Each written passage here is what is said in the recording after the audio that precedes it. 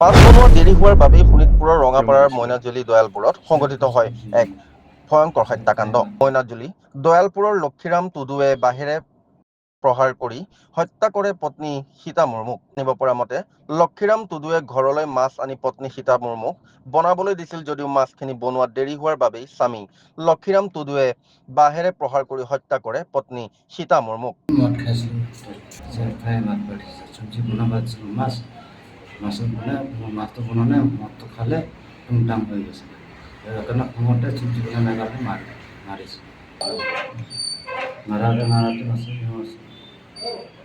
জেগাত হোৱা নাছিল আৰু আনহাতে ঘটনাটো সংঘটিত হৈছিল 9 তাৰিখে ৰাতি যদিও আজিহে ঘটনাটি পোহৰলৈ আহিছে। পত্নীক হত্যা কৰাৰ পিছতেই হত্যাকাৰী লক্ষীৰাম টুডু পলাই যায় যদিও ৰঙাপাৰা আৰক্ষীয়ে ওচৰৰ এখন জংঘলত লুকাই থকা অৱস্থাত আটক কৰে। আমি জনামতে 9 জুলাইত সন্ধিয়া লক্ষীৰাম টুডুৱে মাছ আনিছিলে।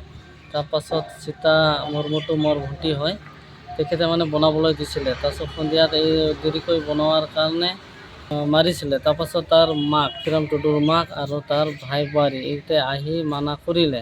কৰাৰ পাছত তেখেতে গুচি যোৱাৰ পাছত আকৌ ৰাতি শুনা পাইছিলে কাজিয়া কৰিবলৈ। শুনা পোৱাত কেনেকৈ মাৰিলে কি তাৰ ভাই বোৱাৰীটো আহি তাৰপিছত চালে যে মানুহটো মৃত্যু হৈ আছে। পিছতহে খুবৰা খুবৰি কৰি মই গম পাইছোঁ।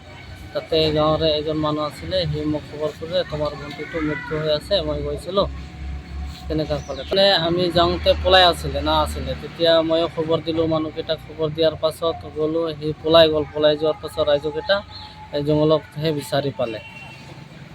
12টামান বজাত বিচাৰি পাইছে। তাৰপাছত সোধা পোছা কৰোঁতে সি নিজে স্বীকাৰ কৰি লৈছে মই মাৰিছোঁ বুলি।